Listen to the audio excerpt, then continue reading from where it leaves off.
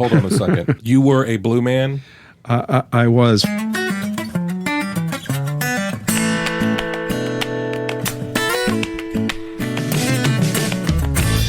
Welcome to another episode of Chewing the Fat.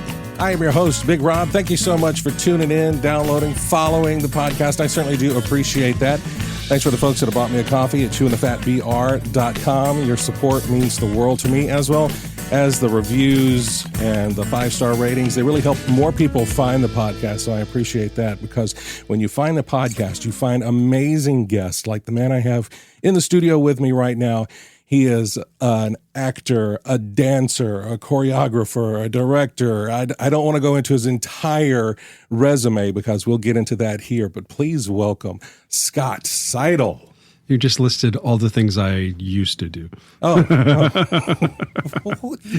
I'm too old to do most of those things now. Look, I've been in rehearsals with you. I've seen you dance. I've seen you perform. I've seen you choreographize. I don't know what that... I liked it. I like the good word. It's a good word. Thank you. It was very kind of you. It's a nice intro. Thank you. Thank you for being here. I know we've talked about it for a while, and I'm glad that the stars aligned, allow us to have a little time together. And I've known you since you've come to town, and you've been here in Augusta for going on what?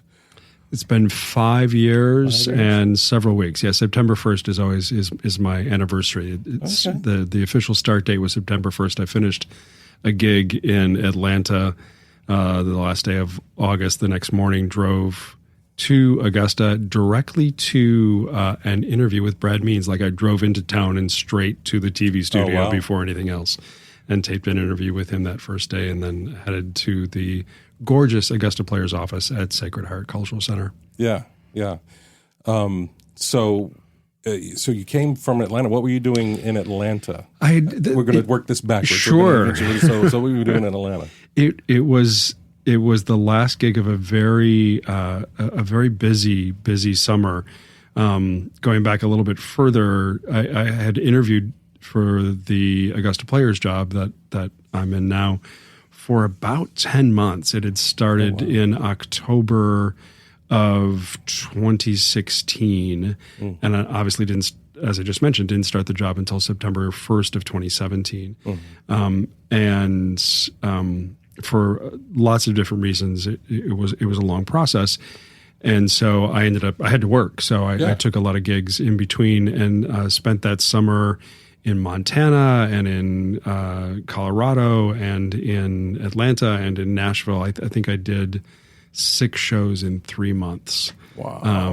And the last one was My Fair Lady in Atlanta at the Atlanta Lyric Theater. Oh, wow. And then the next day started a new life here in Augusta. Wow. So I got to assume, seeing as you applied for the job, life off the road was very attractive to you. Oh, very much so. Yeah. I still do it occasionally. I still freelance. I'm actually in October. I'm heading out on the road for a couple of weeks as the production supervisor. Almost ironically, based on what we just were talking about, on the national tour of My Fair Lady. Going out to help them get that show back up on its feet and out on the road. But yes, doing that for a couple of weeks is still kind of fun, but spending 10, 11 months on the road is not on my to-do list any longer. Yeah. I love Augusta. I love being here. I mean, the reason I came here originally was I was looking for a job like this, the Augusta Players job. And my wife at the time is from Marietta, Georgia. So put us in her backyard and put us close. There were a couple different jobs similar to this. And Augusta became very attractive because of its proximity to Marietta. And also, I tell people this all the time, I went to the final dress rehearsal as part of the interview process. I went to the final dress rehearsal of the Augusta Players production of Beauty and the Beast. And I was just blown away by it. I had friends on the national tour of that show at the time, and Augusta was better.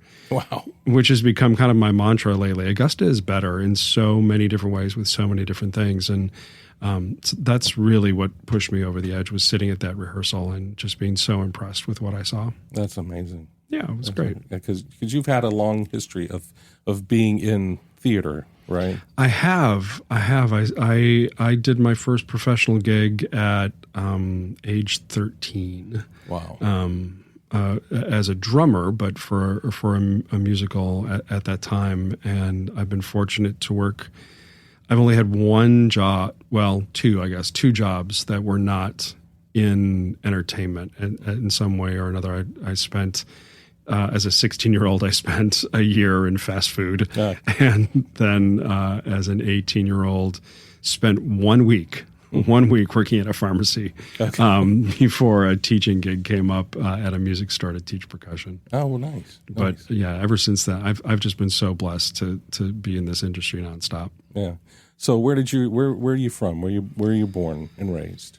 I was born in Los Angeles, California. Okay. In 1962. If you do the math, that makes me 60. Okay. And my mom decided to end her marriage and took her two boys back to Kenosha, Wisconsin, when I was 3.5 and my brother was a newborn. And so I grew up in Kenosha. It's about an hour north of Chicago. Mm-hmm. First city over the state line in Wisconsin. And went to school there, went to high school there. That's where I got involved. I mean, I started music lessons in junior high as a drummer, but got involved in theater when I was in 8th grade and then booked that first gig. And then the original plan was I was going to go to University of Wisconsin for a couple of years, do in-state tuition, and then move back to California. And my plan was to be a high school band director in Northern California, writing field drills. Oh, wow. But when I was in my first year at Wisconsin, I was offered a job teaching at the high school that I just graduated from months earlier that following year. So at age 19, I started teaching high school. Wow. And had my little brother and an ex-girlfriend as some of my students. It was pretty trippy initially. And, on the faculty were all the people that had been my teachers a year earlier. Yeah. I didn't go to the teacher lunchroom for 2 years. Wow. Because I was the music teacher. I had my own office, which a lot of teachers were also not happy about because who's this little snot at 19 that's got his own office? That's where I had lunch for 2 years just because it was just all so bizarre and surreal, and never made it back to California. I stayed in Wisconsin as an educator for 13 years, met my first wife. We started a production company, played in bands, stayed really busy, directed tons of shows. Our high school was the Roadhouse as well, so lots of touring things came through there. It was the best possible education I could have ever gotten. Just working in that theater was amazing. And I mean, to this day, there are things that I'm sure you've heard me say in rehearsal that developed in those first few years in the early 80s when I was teaching theater. I initially got hired as the music teacher, and then they let the theater teacher go, and I ended up taking over that program, and we hired a different music teacher. And it was an amazing time. I learned an incredible amount, and most of those people are still tremendous friends. And especially because, when I first started, I was 19, and my students were just a year, 2, 3, 4 years younger than me. Right. And so to this day, they're some of my closest friends. That's awesome. So in teaching, so you went from music into the theater side of things. When you decided did you just decide to quit teaching? Did something else come up? Did I was in life happen? Kind of all of that. Yeah. I was in my 11th year, and things had started to change. It was a Catholic high school, that was an arts magnet school because of the programs that we had developed, and the administration changed. And they were not as supportive as they had been in the first decade that I was there. And so I went to give my notice. And I also, it's no secret, teachers are not paid well. Right. And this is the 80s into the early 90s, so it was even worse then. Right. And they convinced me to stay with promises of a raise and an easier work schedule and all of these things. And after another 2 years or so, that hadn't come to fruition. So just work-wise. And also, I started teaching at 19. Yeah. So I hadn't really, at a Catholic high school, I hadn't lived a lot of life, really. Yeah. I learned a tremendous amount, met a ton of people, but And I'm incredibly proud of those years.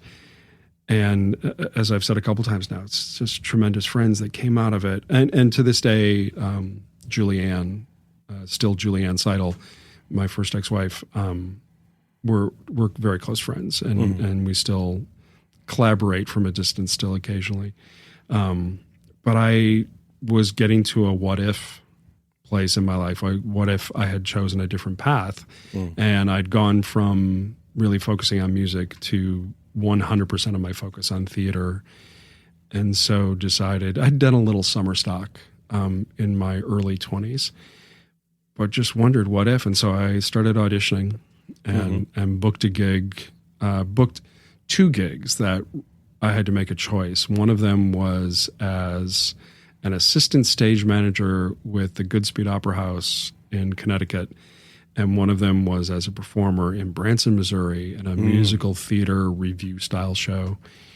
And the Goodspeed gig was more prestigious because there's a long history of the shows that get developed. They're going to Broadway.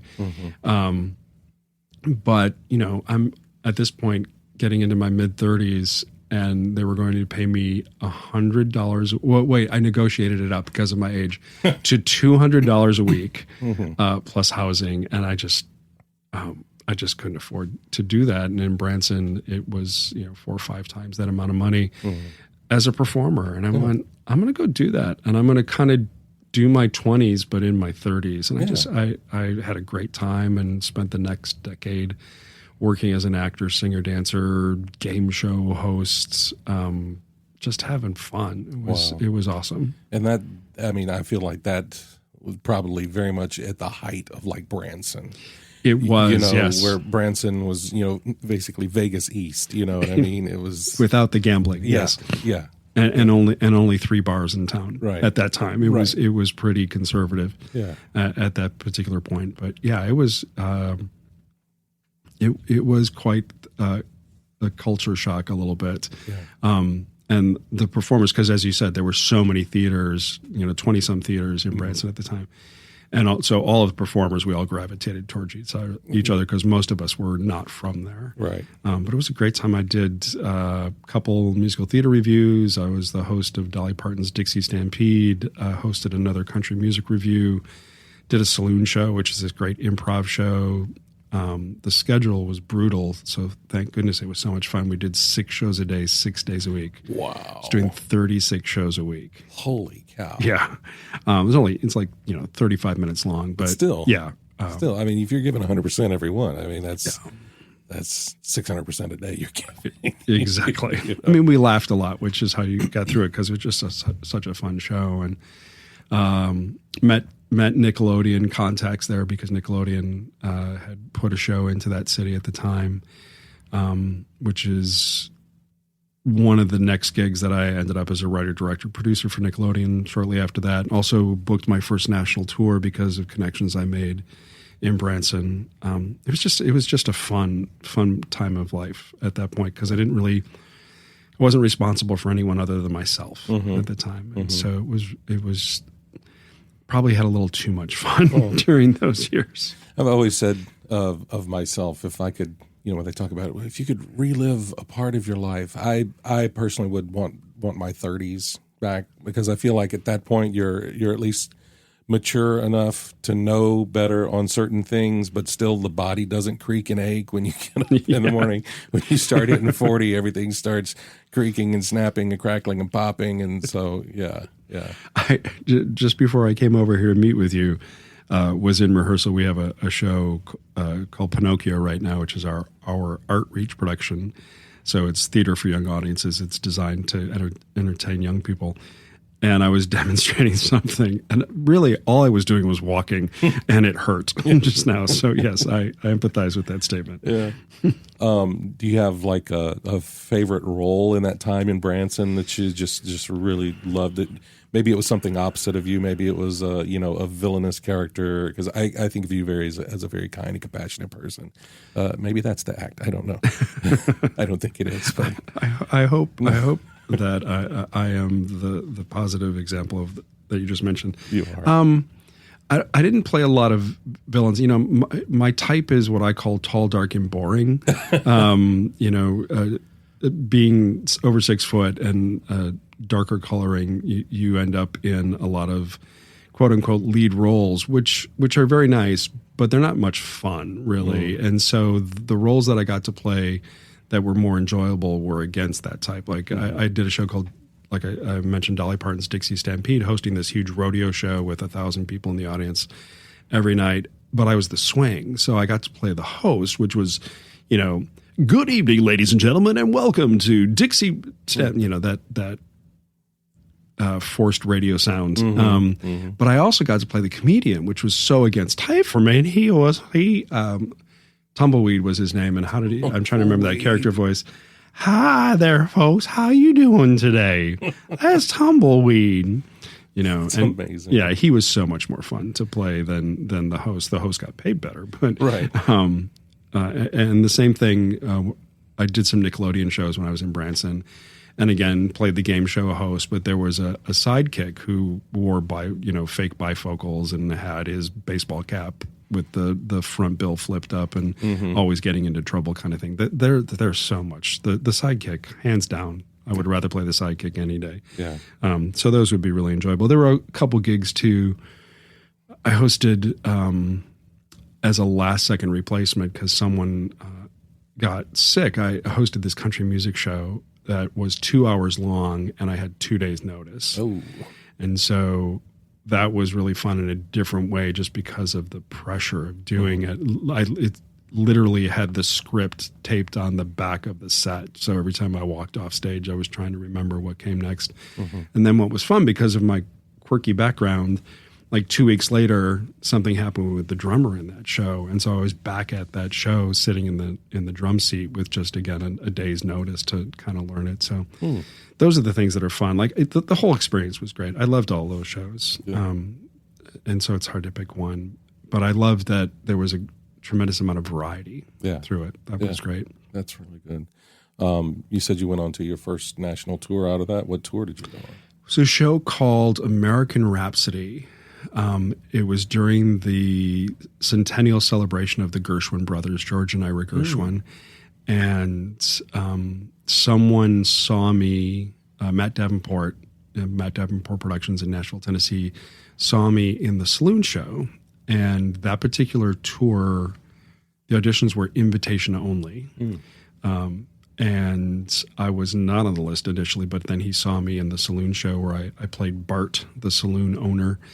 And so I got an invitation to do that. And to that date anyway, had the best audition of my life. And so ended up playing the primary character in the national tour, which was amazing. I was on stage with an 18-piece live orchestra every night. Oh, wow. It was awesome. Wow. And the show, after the opening overture, the show started with the stage went dark, and this fanfare intro happened, and when the lights came back up, I was standing on top of the grand piano singing "Swonderful," the Gershwin song "Swonderful." It was a great way to do a first national tour. It was amazing. Was out on the road for there were 2 legs. I think we did a total of about 7 months. Wow. It was awesome. That's awesome. So from that, you're out on tour. So you're trying to decide what's next, maybe, as you're getting that. So what happened next? I'm trying to find out how you got to a certain place. What happened? As you know, the entertainment industry is so much about relationships. Yes. I've been fortunate to do very few auditions in my life, which has come back to bite me a couple times when I did have to go into some auditions. Excuse me. But from there, I did some industrials for a company called Gary Music, and that's his actual name, Musick, in Nashville, Tennessee. And they had an opening for the cast of Lee Greenwood's American Portrait. So Lee Greenwood, if folks don't know, is the man who sings God Bless the USA. Yeah. And he had a production show that was in Pigeon Forge, Tennessee, as well as touring. And they needed someone that could do the singer-dancer gig, but also had hosting skills. And so I got the call and literally did not do an audition. They had seen me in the national tour, and then I did these industrials for them, and then I was offered the job. So spent the next year and change with Lee Greenwood, primarily in Pigeon Forge, and was the year after that, because of previous relationships, ended up at Nickelodeon Studios in Orlando as a writer, producer, director, mostly with their live stuff. I worked a little bit on the television show of Double Dare 2000. It was in the year 2000. And did a bunch of other producer stuff for them across that summer. But in the middle of that, the gentleman that replaced me at Lee Greenwood sadly was hit by a car. Like, he wasn't in a car, he was walking across the street. And it was horrible. So I got this call to come back, and could I fill in for a few weeks while they found somebody new, which also happened when I was back in Branson with Dixie Stampede, where the host was thrown from his horse and the horse fell on him. And I had left the show 6-8 months earlier, and they called and asked if I could fill in that night. And I hadn't done, it's an 88-page monologue.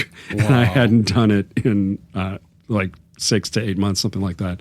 And I said, I'm happy to come in, but I cannot promise you what's going to come out of my mouth tonight. Yeah. I'll keep talking, but we'll get through it. And then that happened with Lee Greenwood, too. I went and filled in.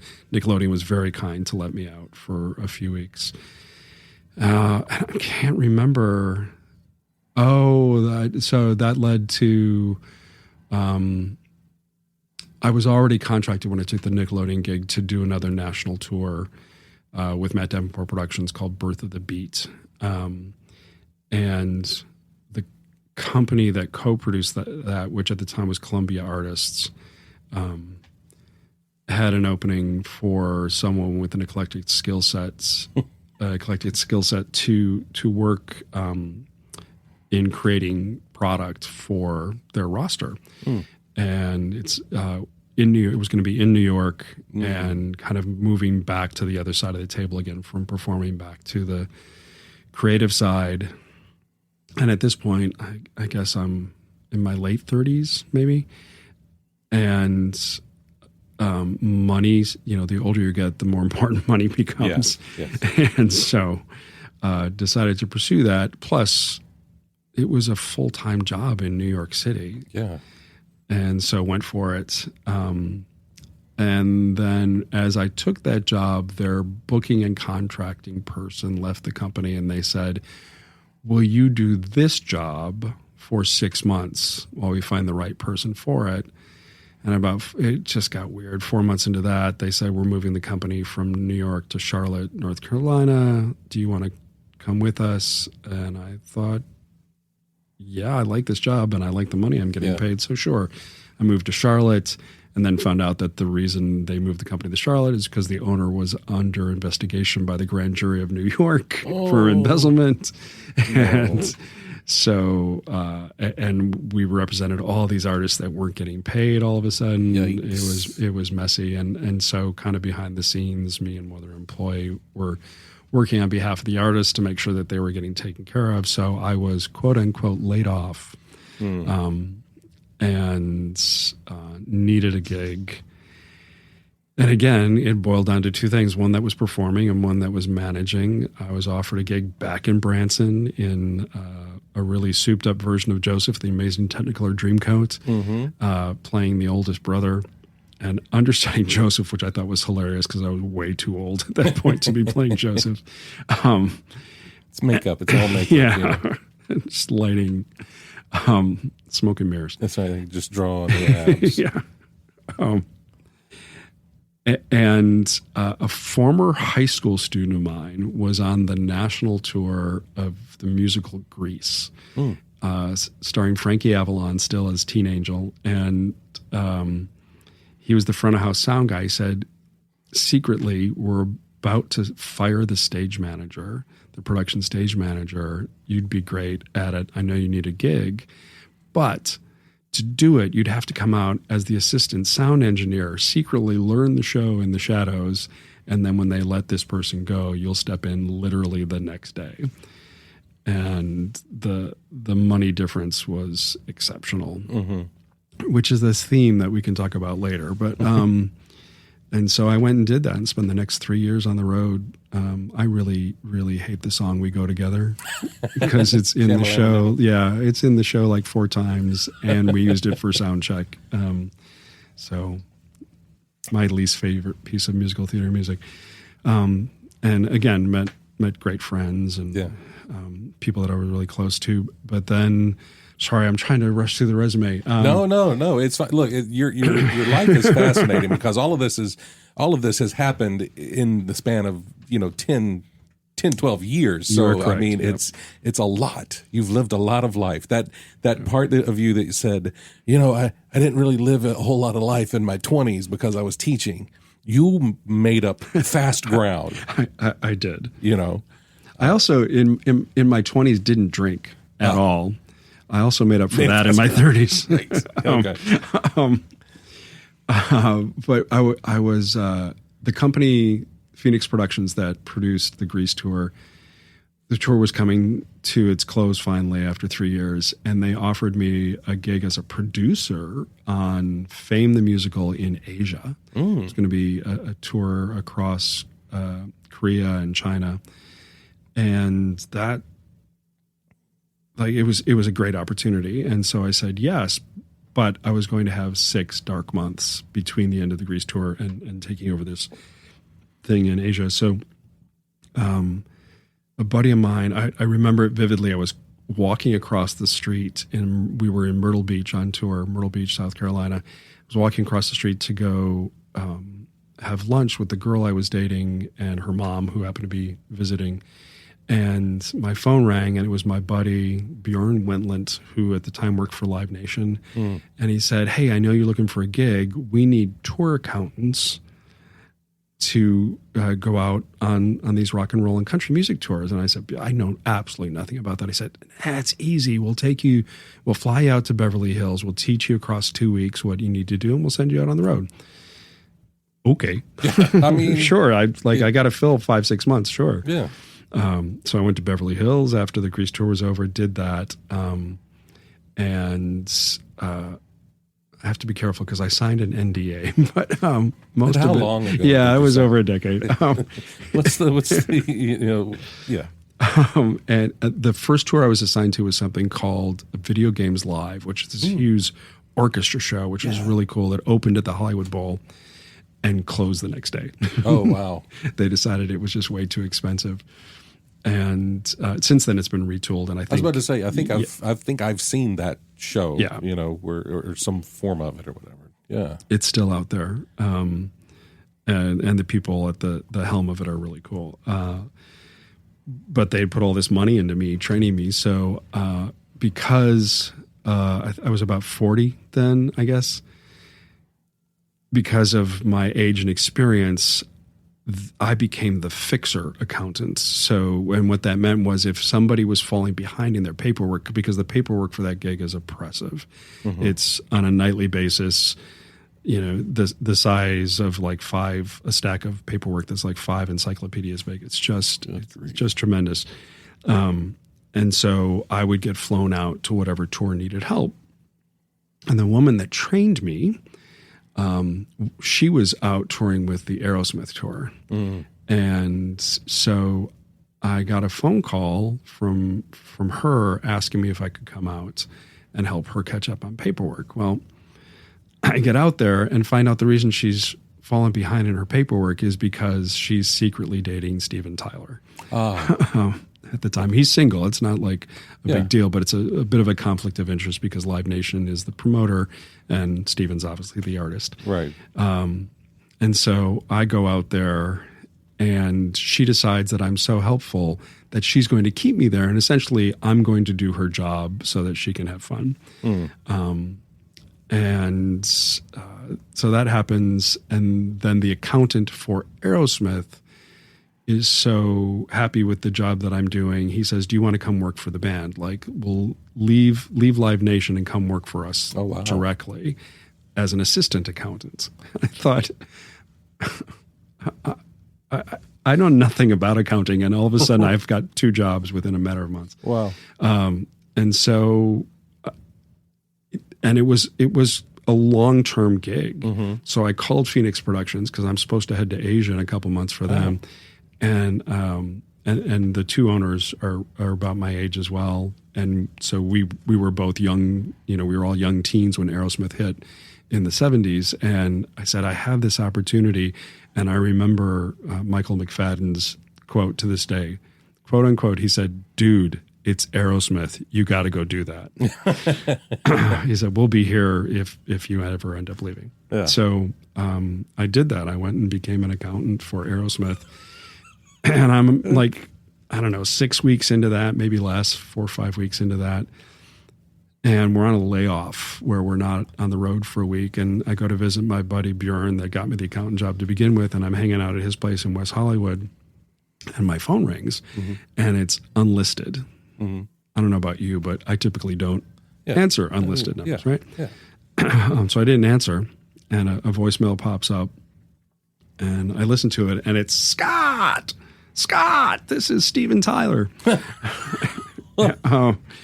And he says, "I'm going to let my guy go." And his guy is his road manager / bodyguard. And his girlfriend at the time, who had gotten me the Aerosmith gig to begin with, recommended me as the replacement. Wow. He said, "I want you to, if you're interested, call me back. Here's my number. And let's talk." So I call him back. And the next day I flew to Boston and spent the day with him at his house and stayed at a hotel that night. Next morning I'm flying back to West Hollywood. And by the time I got back to West Hollywood, there was a message from him offering me the gig as his road manager and bodyguard, which I did for like the next 22 months, something like that. Wow. And the first 18 months were amazing. And he and I became great friends. And I don't know, just tons and tons of, like, that's a whole nother podcast. There's tons and tons of surreal moments. Yeah. My favorite one very quickly is it's the first and there's a whole long story to how we got there, that literally and physically how we got there that night. But I'm standing on a rooftop of a warehouse on the Lower West Side of Manhattan at the premiere of this new rock band that was Steven Tyler's son-in-law, Liv Tyler's husband at the time. And it's an A-list. I'm standing, so I'm as the bodyguard, typically just standing off his shoulder. Mm-hmm. And he's standing, and I'm there as well, in this circle of conversation with David Bowie, John Travolta, Todd Rundgren, Liv's mom, BB, who's married to Todd Rundgren at the time, some soap opera stars. It's just this incredible, like, surreal, like, what is my life? Exactly. And this is the conscious thought that I had, a profanity warning, but this is the literal conscious thought I had. I'm standing on this rooftop with Steven Tyler, who in the first band I was ever in as a drummer, I played Walk This Way, Yeah. I'm standing there and I thought, how the fuck did this happen? I am a Catholic high school teacher from Kenosha, Wisconsin. I'm standing on a rooftop in New York with David Bowie. Yeah. Like it was ridiculous. And it was a great experience for 18 months. And then, unfortunately, a doctor prescribed OxyContin for pain after Stephen had foot surgery. And, he prescribed OxyContin to a drug addict, a recovering drug addict. And Stephen fell off the wagon and got really abusive and bipolar. And there were some other things that happened with the tour. And I just, at this point, I'm in my early 40s. Right. And I'm too old. Like, I'll never make that kind of money again. But, and there were just so many surreal stories from those couple of years, but it just wasn't worth it anymore. So, I decided originally was going to take a few months off to just try to heal emotionally and physically from the abuse of the final couple of months. And my phone rang again, and it was my friend Matt Davenport that I had done those tours for. And he said, "I need a writer-director. I can't do it all myself anymore." And so moved to Nashville and worked for Matt for the next 8 years, wrote well over 100 shows. Wow. Worked with a consistent team, kind of this group of choreographers and designers that I still often work with today. Yeah. And gosh, what a great learning experience just as a writer. Yeah. And everything from theme parks and cruise ships to national tours to small theater shows. And again, loved it. Yeah. And was really, really happy during those years. Got married again during those years. And near the end of it, decided the company was taking a different turn a little bit. And I really missed theater. Like I was working in entertainment and directing and writing, but it wasn't necessarily, most of the stories were 24 minutes long and designed to be for an audience that missed the Shamu show. So they came to see this show until they could go see Shamu, you know? Right. And so my wife and I moved back to New York. I left Matt Davenport Productions. Matt's a dear, dear friend and still work for him remotely occasionally as a writer. But we went back to New York and got back into the theater. And that started kind of the freelance couple of years. Yeah. Ended up to make money back on the road with a show called Peter Pan 360, which was awesome. And then moved to Las Vegas to work for the Henson Corporation as an associate director on a show called Puppet Up. If you ever get a chance, check it out on YouTube. It's hilarious. Yeah. Is that the adult puppet show? It is, yes. Yeah. I saw something on, because I follow the Henson Company and all like that on the socials, and they were doing like a one-night invitation only at actually the Henson compound of Puppet Up. Which is the old Charlie Chaplin lot, yeah. Oh, wow. And I was like, I wish I had the money to buy this ticket to be there because it sounds amazing. I got to watch it every night, in Las Vegas. And that was the fun, for those that haven't seen it, if you know the TV show, Whose Line Is It Anyway? Imagine that show, but with puppets. So cool. And for us, the production we were doing was based in Las Vegas. So the suggestions from the audience are coming from drunk people on vacation in Las Vegas. You can imagine the kind of suggestions you get. Right. It was just hilarious. And it was supposed to run for 3 years, and it ran for about 5 months. Wow. So again, unemployed, and decided at that point, one of us, my wife at the time, much younger than me, and singer, dancer, actor, choreographer, Ashley Chastain, she actually works here in Augusta with us still occasionally. That one of us needed to have a full-time grown-up job. Not that performing is not grown-up, but, just so we knew on a monthly basis, this is the income. Right. And because of where I was in life, it made more sense for me to be the one to do that. And so I started looking for something similar to this job here in Augusta. And that brings us back to where we started this conversation. That's awesome. That's an amazing, and again, the amount of life you squeezed into those, 15, 18 years. I mean, that's just amazing. And it's one of those things that if you tell people that, they're like, there's no way that you did all that. There's no way that you did all that. But I get the same type of reaction a lot. I've done a lot of stuff. Yes, you have. And people are like, there's no way you've done all that. It's like, really cool stuff. I have, though. Yeah, it's, I think that's amazing.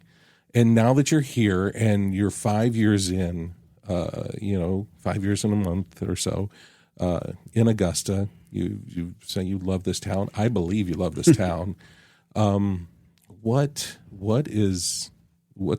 going on with you right now? Then I know it's production after production after production. And you say you keep your fingers in productions in other places and help your friends. But for Augusta, what is it about this town and this talent that's here?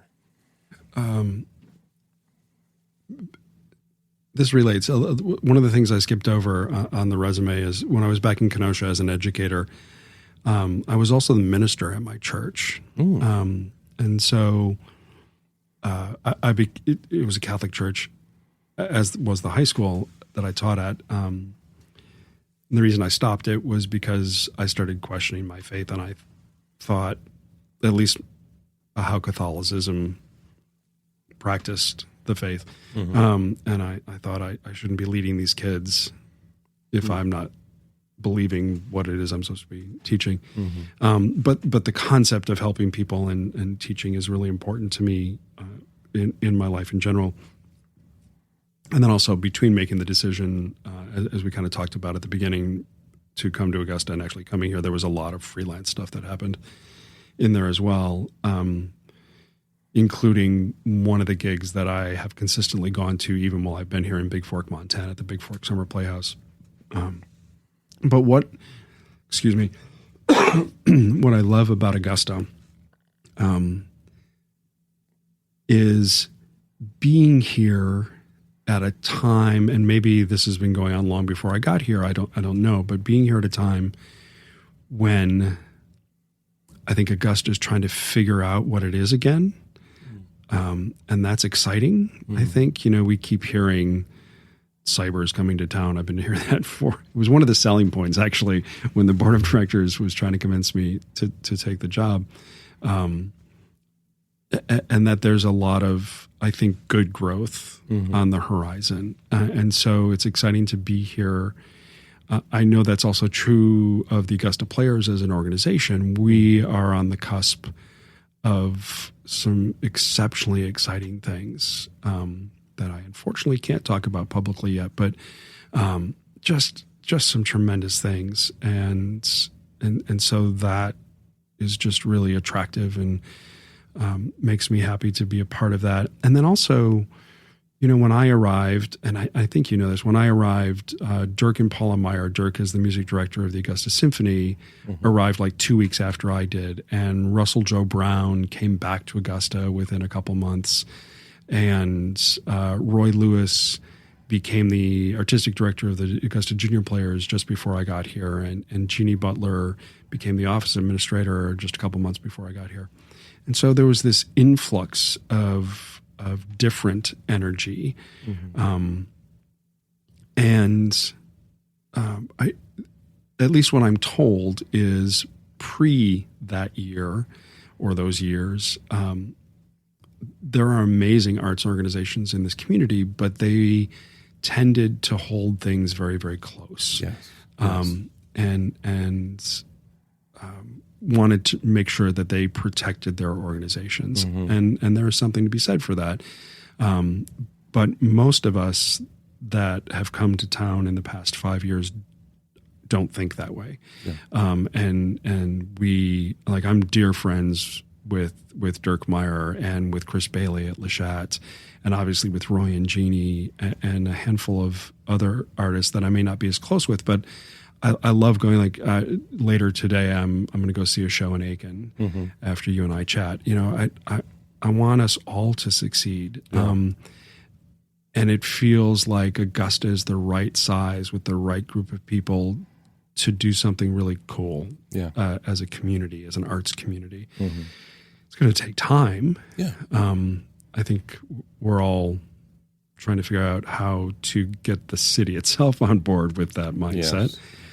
But we as organizations, I think, have taken a great step in that direction. Now we just got to figure out how to get the culture, meaning mindset of our home city on board with all of that as well. But, I had opportunities in bigger markets, but I don't know that I could have had the same kind of impact, or at least that sounds a little egotistic, or to be a part of something that is going to have the same kind of impact that I think we are going to be able to do. And that's just, I don't know, that's really fulfilling.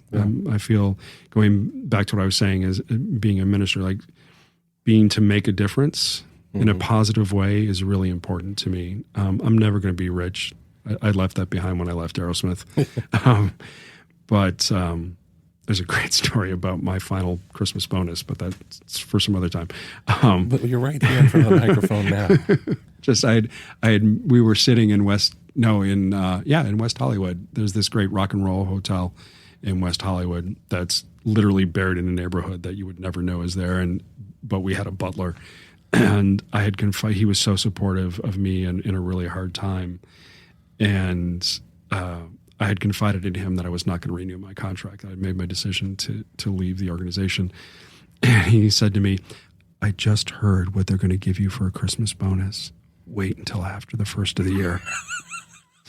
And that became the down payment for my house in Nashville. Wow, that's awesome.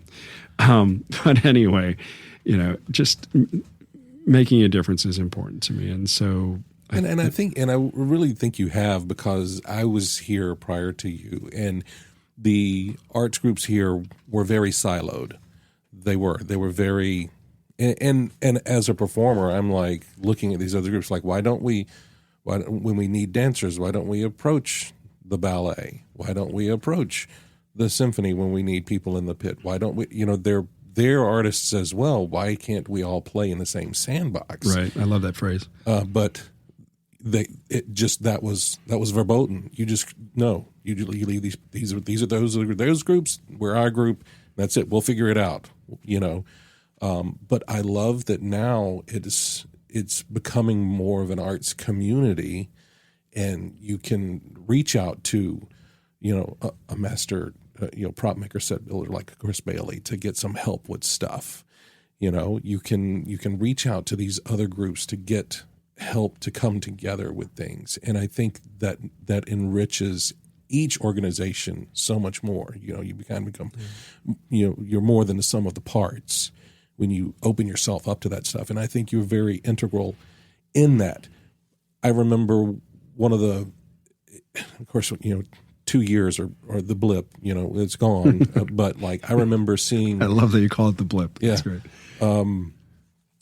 One of the playbills where we're actually promoting shows at Fort Gordon and Le Chat Noir and these other arts groups and in Aiken in the Augusta Players playbill. That would never have been something prior to that, because all of these groups were so siloed. But that's what it is. It's giving to each other, because that's what this art form is. It's not about everybody talks about getting the post-show blues. Mm-hmm. You've worked together so tightly with these people, and you've created this amazing performance. And then, when the show closes, it's like, well, what do I do now with my, my Monday nights? What do I do?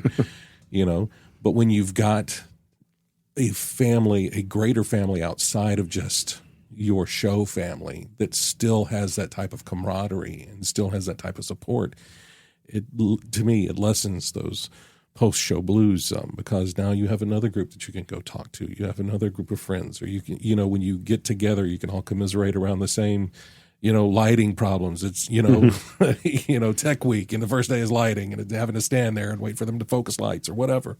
You all have that common experience that you can share. Yeah, I'm thrilled with the groups that are around here, the creative entities, and we're really not in. We all do such different things. Mm-hmm. Like even the theater companies, we don't do what Fort Gordon does. We don't do what Le Chat does. Aiken is a little similar to us, but also not, because they do a mix of plays and musicals. Mm-hmm. And we're also, 35, 40, 45 minutes away from each other. And the cliche is true, rising tide raises all boats. There's no reason we can't all be successful and enjoy each other's success and support it. I'm thrilled to see good things happening with all of the organizations around town, and the blip that you just mentioned made that really hard. Mm-hmm. And I'm really happy to see that as far as I can tell anyway, we've all survived it. Yes. and in some instances even excelled through it. Yeah, absolutely. So do you have a bucket list show that you would like to put on here? I did. We did it. Oh. It was Ragtime. Okay. Yeah, that show. And talk about bringing groups together. Yeah, that was a great instance of that. Thank you. I was. I forget things that are on my resume sometimes. I was in New York as a Blue Man in Blue Man Group when Ragtime opened on Broadway. You just kind of glanced over that. Hold on a second. You were a Blue Man?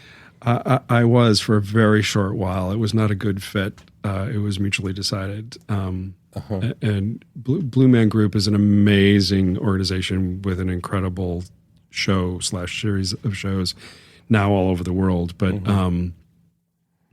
the style of acting and kind of the culture and I are not a good fit with each other, and we'll just leave it at that because I don't want to speak ill. It's an amazing organization, and was a lot of fun and again incredibly educational. I feel like everything I've ever done, I've learned so much from, and that is definitely no exception. But yeah, that was before Lee Greenwood, so that would have been in 1998. I spent 6 months in Blueface. Yes. Wow. I'm trying to imagine this now.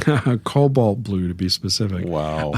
Is the actual color. But I mean, that plays into your percussion background too. Exactly. So I mean, you had the skill set. You know, you're like a Swiss Army knife. It's amazing. I can't even remember where I was going with that. We were talking about ragtime. Ragtime. So ragtime was on Broadway at the time.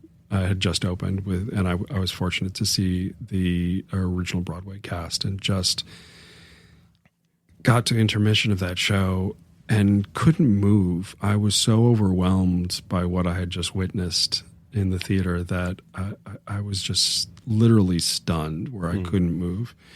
And then remembered that I had pre-ordered my drinks at intermission, so I had to run and go get that. But it was just such an incredible experience, and I've wanted, as a creative, wanted to direct that show ever since. But as you know, it's mammoth. It's not something that you can just do on a shoestring, and you need the right company of actors at the right time with the right organization producing it. And so, for the opening of the 75th anniversary of the Augusta Players, it felt like the right time, the right event, and the right culture. Yeah. And I'm so glad we decided to open the season with it rather than close, because we were scheduled to close with Cinderella, and that's when COVID hit. So had we scheduled it on the back end, it would have never happened. Yeah. So that's the big bucket list show for me, and I'm so thrilled we got to do it. Check mark on that. Yes, big time. Yeah. There are things sitting in folders on the desktop of my computer as a writer that I really want to get done and get produced. That summer, just before I came here, where I said there were 6 things that I did across those 3 months. One of them was the first workshop of a show that I wrote and co-wrote the music for with one of my collaborators in Nashville, Steve Coomer, who's an amazing writer, orchestrator, arranger. And so that's exciting. We're looking for the right time where we're both free again to do the kind of final definitive version of that. So that's on the bucket list. But there's another show that I'm working on with another collaborator as a writer at the moment. And then there are just a handful of ideas waiting to be developed, which I'm really excited about, but there's just not enough hours in the day. Yeah. Outside of all of this work, is there something else that you are into, passionate about? Do you play golf? Do you do anything? You go for runs? Do you basket weaving? I don't know. I used to, as recently as a year ago, I like taking care of myself and working out and getting to the gym, lifting weights is something that I actually enjoyed. I don't like running. I do it because I need to keep my cardio ability at a pretty high level to do what I do and the way I like to do it. Yeah. Because again, you've been in the room with me as a director.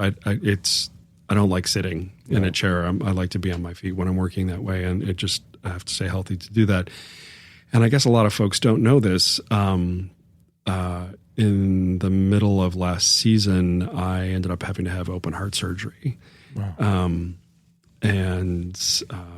They actually wanted me to do it 6 weeks earlier, and I convinced them to wait until after we were working on Elf, the musical, right at the time. And so Elf closed on a Sunday, and I got cut open on the Tuesday after that.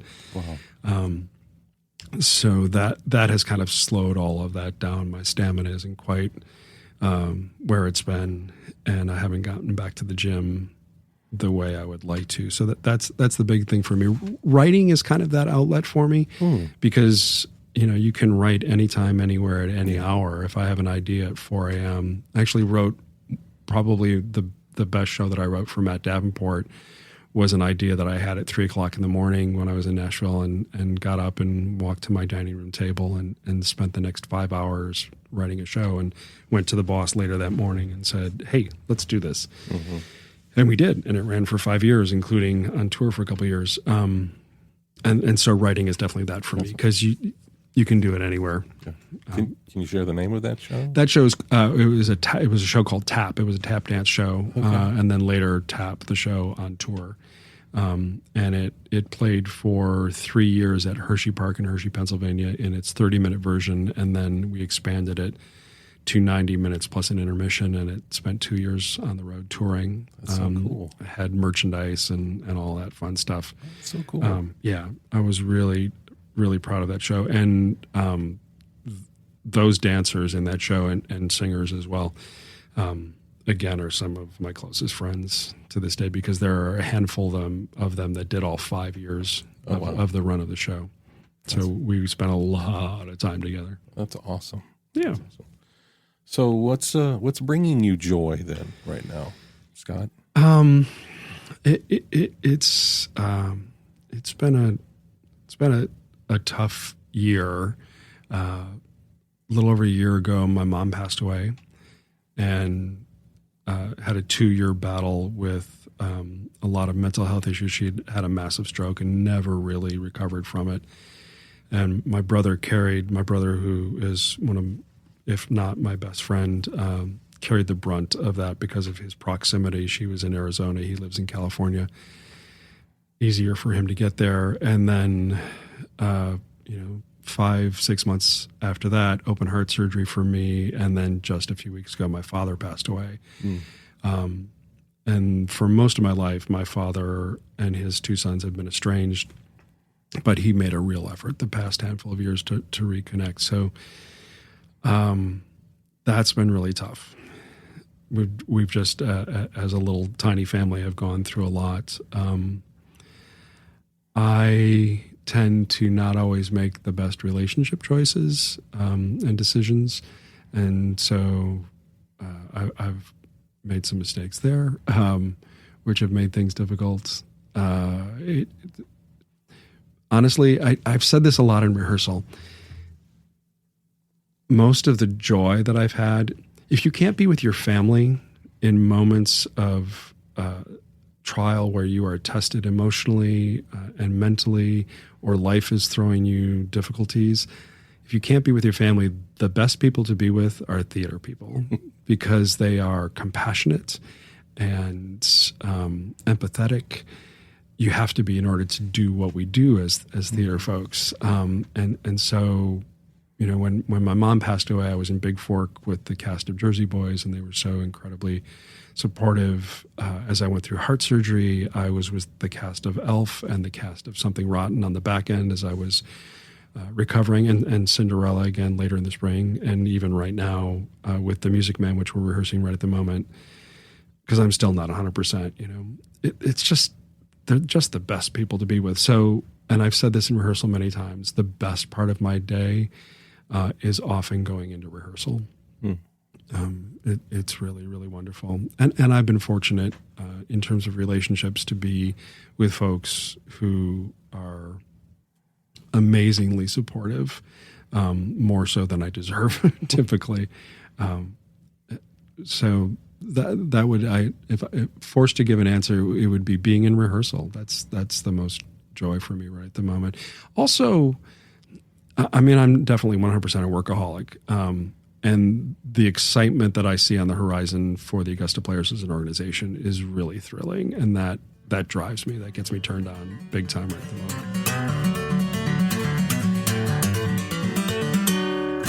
Hey, Scott, this is the second segment of the show. This is where we talk a little bit more about mental health.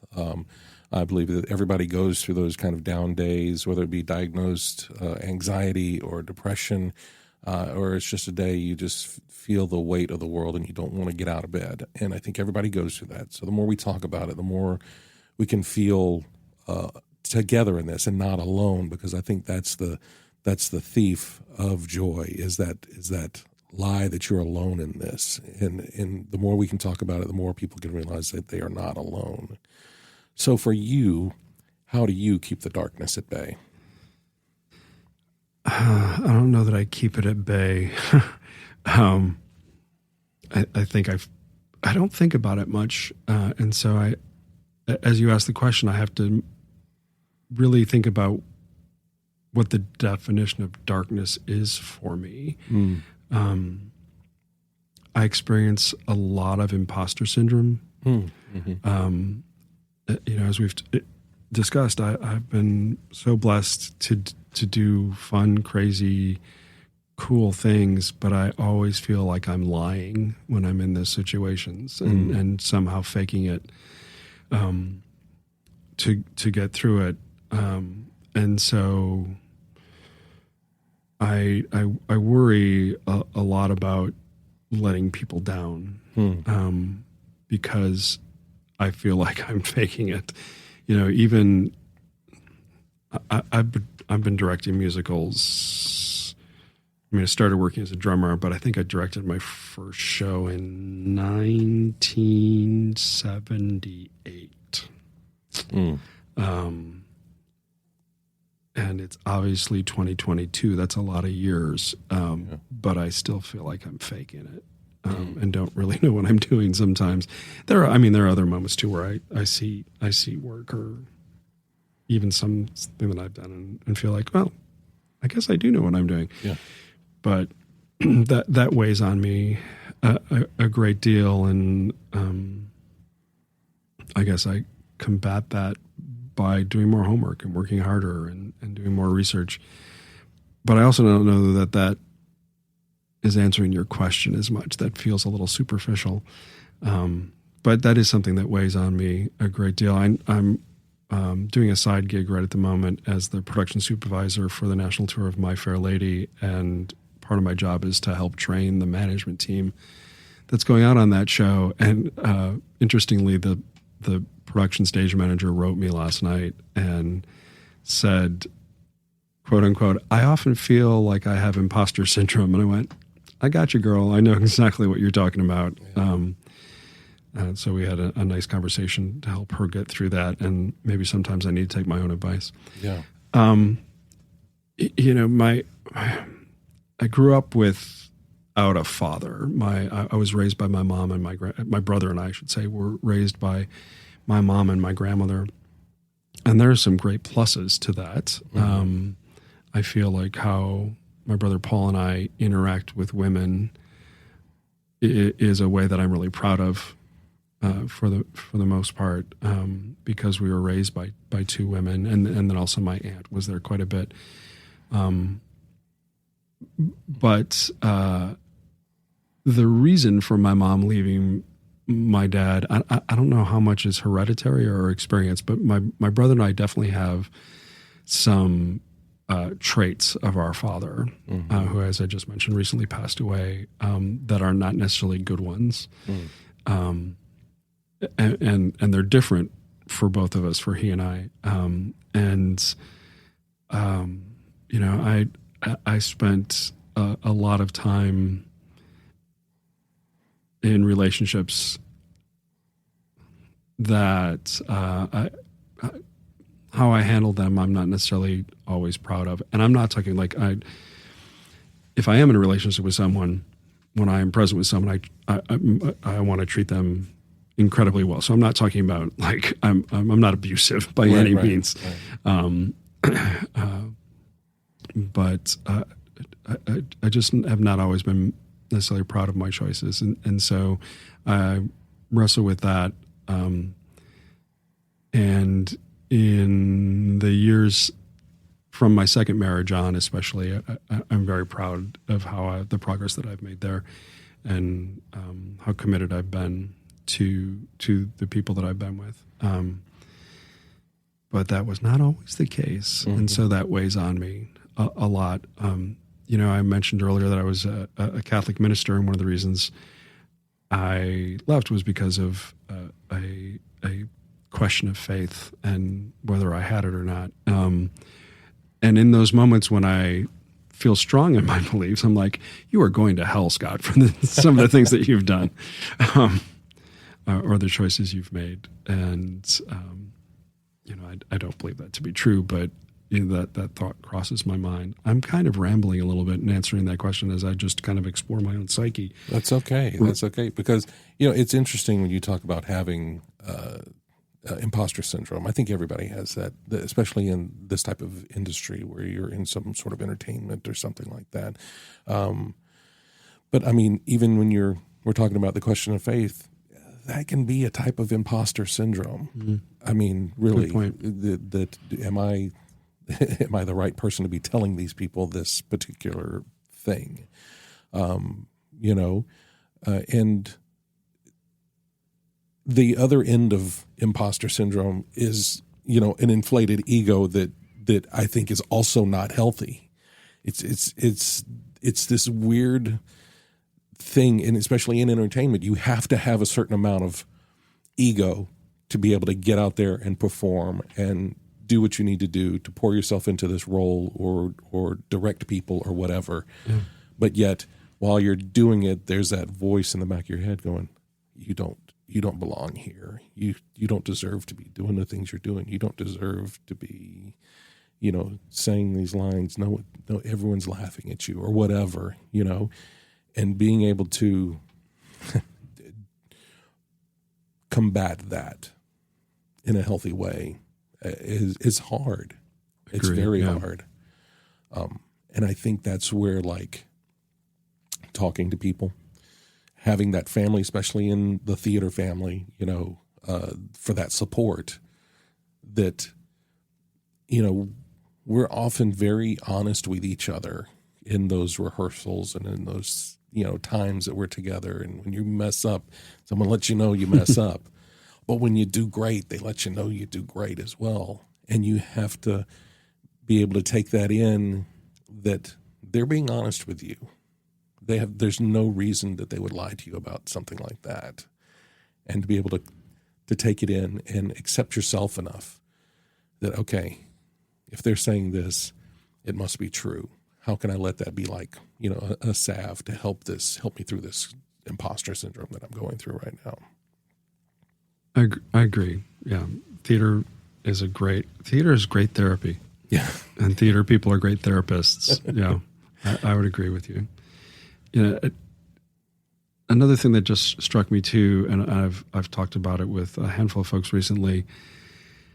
I often wonder whether I should get tested to see if I'm on the spectrum. Augusta players have this great program called Camp Wonderland for young people with autism spectrum disorder.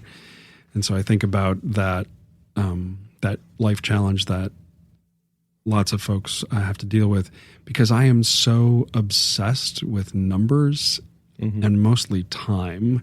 And so this might relate a little to your question. I literally freak out about it. If I'm going to be late, it will affect me physically. My heart will start racing. I'll start having a panic attack. And we don't need that. Not after your surgery. We don't need that. Actually, my heart's in really great shape right now. I've got some great new parts in there that have like a 15-year warranty on them. So I'm fine for at least a decade.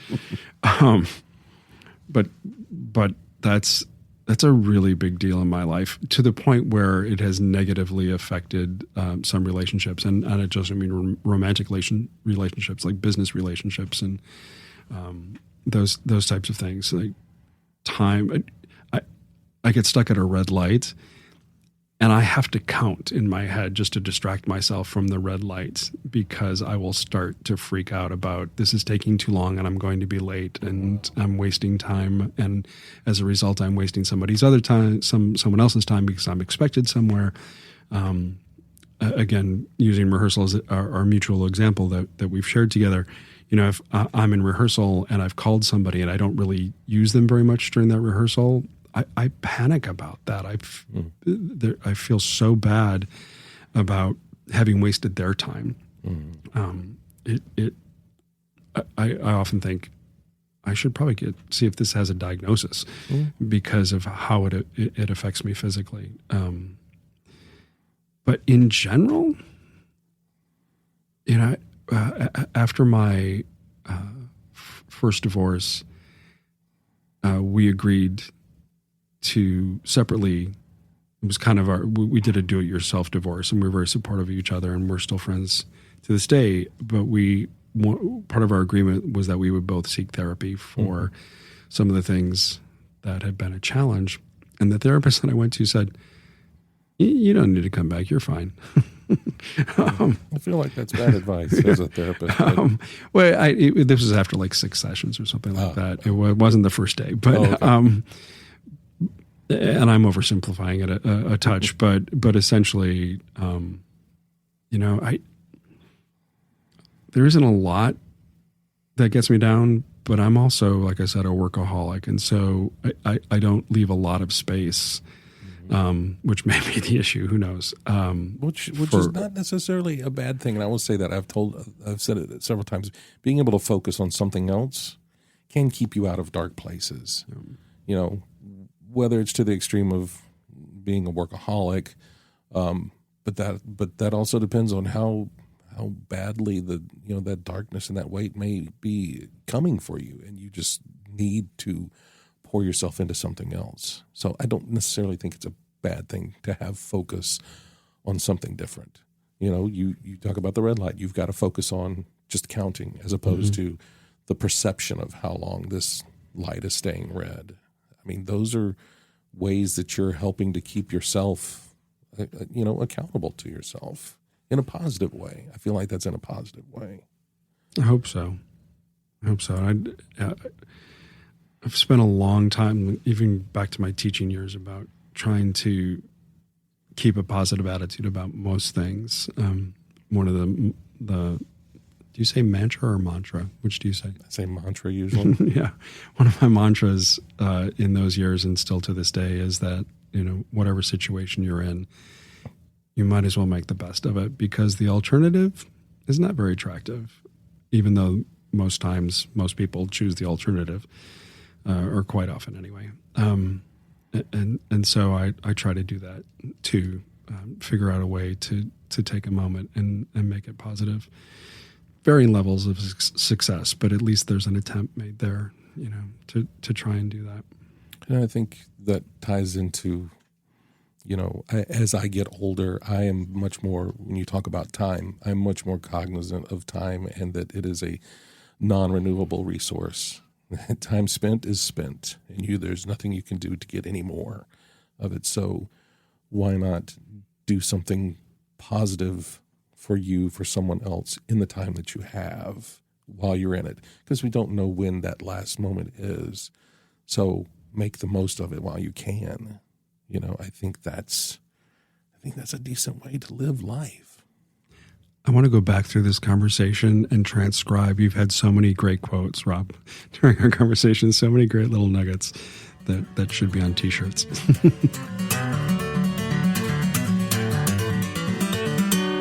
All right, Scott, this is the third segment of the show. It's time now for the Fast Five. The Fast Five. It's time now for the Fast Five. Fast Five. That's a great theme song. Well, I'm just workshopping some things. I know some folks. We should lay that down. Yeah. I'm not even kidding. Just get a bass line in there as drum track, something like that. The Fast Five is powered by Poddex. It's an app created by my friend Travis Brown. It's available in any of your app stores. It was created for podcasters. It has interview questions, icebreakers.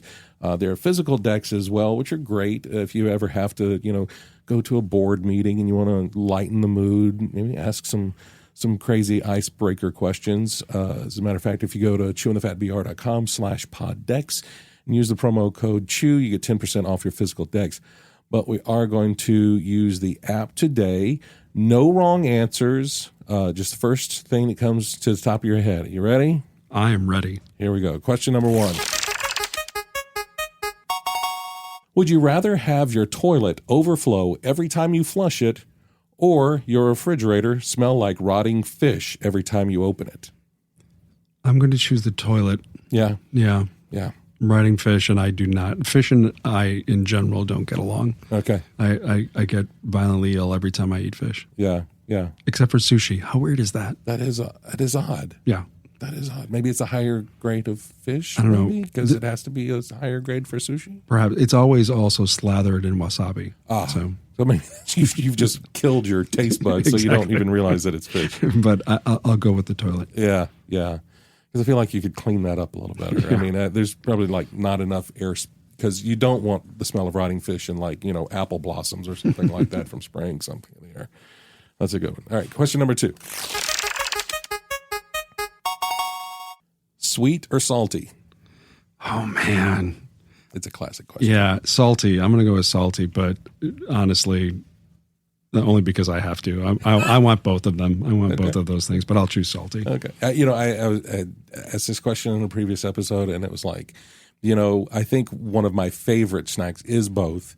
It's the Chicago mixed popcorn, where you've got the cheddar cheese, and then you've got the caramel corn. I haven't had lunch yet. So sorry. Sorry. Well, you can have something salty for lunch, apparently. Question number 3. If someone made a movie about your life, who would play you? Man. And I always put it 2 parts. Who would you want to play you? And then who would actually probably get the job? I don't know that I have anyone that I would want to put through that. So I don't know that I have someone that I want to play me. Oh, gosh. His name just went out of my head. He was in Kyle MacLachlan. It's Kyle MacLachlan, who I was fortunate to meet and run into. And I'm choosing Kyle MacLachlan because, especially in our 30s, our late 20s and 30s, we were doppelgangers. And I was I was still teaching. I was at a theater festival with my students, and went in, and he was one of the guest speakers. And we ended up in the same pizza place at the same time on a lunch break, and sitting at the tables next to each other, and both kind of did a double take with each other and introduced ourselves. That's awesome. So I would go with Kyle. Very good. All right, and question number 4. That's number 4. That's it, 4. All right, so we know you direct musicals. Do you like movie musicals? I do. Okay, if so, what is your favorite one? Favorite movie musical? It's been it's not really a movie musical, but the pro shot of Hamilton is pretty exceptional. I think Baz Luhrmann's Chicago is really exceptionally well done. I would go with that off the top of my head. Yeah, I'm a fan of Baz Luhrmann's stuff. In general, have you seen the Elvis movie? I have not yet. Great movie. I personally think, as much as I love Tom Hanks and he can do everything, I personally think they should have gotten somebody else to play Colonel Tom Parker. I would have gone with obviously no one asked me, but I would have gone with how rude. I know, right? Come on. I mean, I would have gone with maybe a John Goodman or something like that instead of putting Tom Hanks in a fat suit. I think we've reached a point in the world where there are great actors of all builds, and you don't necessarily have to put people in fat suits. That's as a fat guy saying that. That also would have been fine playing Colonel Tom Parker if you had asked me, but again, they did not. I think probably My Fair Lady is one of my favorite movie musicals. Rex Harrison is just iconic in that role, and I think I don't know, maybe your people that were on the tour, how much they leaned into a Rex Harrison type character or not, but I feel like if you don't have some of that, even in a stage production of it, you can miss something in that show. That's just my 2 cents. I agree, and especially in this day and age, I think the movie has aged well. The stage show has not. It's a tough show to do in an era of Me Too, because it's just packed with misogyny. Yeah. I can definitely see that. All right, and question number 5. Do you have any like pre-show routines or superstitions? Not superstitions, and they're different for different things. There's an anecdote that goes with it, but I tend to always wear a green shirt at final dress rehearsal, and that goes back to a gig I did when I was 16. I got hired to be the onstage drummer in a production of Cabaret. Little Catholic high school boy shows up for his first rehearsal, and they say, "Here's your costume." I didn't know that I had to be in drag when I got hired to do the gig. And I walk in, and my costume has a bustier that I have to wear. So it was opening night of that show, and I happened to be wearing a green shirt that night, and came back after the opening night to change in my street clothes and go home. And the shirt was gone. It had gotten mixed up with the laundry and disappeared forever. I never got the shirt. The show was a hit and got extended for 10 weeks. Or something like that. And so ever since that night, I always wear a green shirt for dress rehearsal for the success of that show. And that's hundreds upon hundreds of shows since then. Wow. Do you then get rid of the green shirt and just make it disappear, throw it in trash or something? No, I run a nonprofit. I don't get paid enough to do that. I just didn't know. I mean, I didn't know how far the actual superstition went. So. As an actor, there's different routines that I do just to warm up my mouth and face and things like that. But that's the only thing that's kind of quasi-superstitious. Okay, very cool. Well, Scott, that's our Fast Five, and that is the show. Thank you so much for being here today. Thank you for letting me just hang out and talk with you. It's been too long. Yeah, this was awesome. If folks want to keep up with you, what's the best way that they can do that? Social media, my Facebook page, Instagram page, it's my name, Scott Seidl. But to be honest, you can also follow the Augusta Players, and it's pretty much the same content because I'm a workaholic, and that's what I like to talk about. I have a website, but it's horrifically out of date, which is scottseidl.com. But if you want to see production photos from things I did before I got to Augusta, I really have not updated it in 5 years. But there's some fun stuff there as well. But really, social media is probably the best way. Awesome. Well, I'll make sure to put those links in the show notes. Again, Scott, thank you so much for being here. Thank you for what you're doing for this community and through the players, and thank you for your friendship as well. I can't thank you enough for that. Yeah, I apologize.